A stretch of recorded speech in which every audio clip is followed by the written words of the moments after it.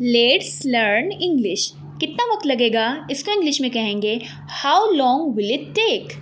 वो कैसी है, इसको इंग्लिश में कहेंगे हाउ इज शी। इसकी कीमत कितनी है, इसको इंग्लिश में कहेंगे हाउ मच दिस कॉस्ट। आप घर कैसे जाएंगे, इसको इंग्लिश में कहेंगे how will you go home. तुम्हारी उम्र क्या है, इसको इंग्लिश में कहेंगे हाउ ओल्ड आर यू। वो हमेशा गुस्से में क्यों रहता है, इसको इंग्लिश में कहेंगे why is he always angry. क्या खबर है, इसको इंग्लिश में कहेंगे व्हाट इज़ द न्यूज़। ये क्या है, इसको इंग्लिश में कहेंगे व्हाट इज़ दिस।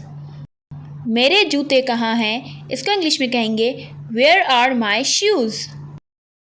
क्या वो हमारे साथ जा रहा है, इसको इंग्लिश में क्या कहेंगे, आप सब मुझे कमेंट सेक्शन में बताएं। If you find this informative then it's a humble request, please follow me. Thanks for watching, bye bye.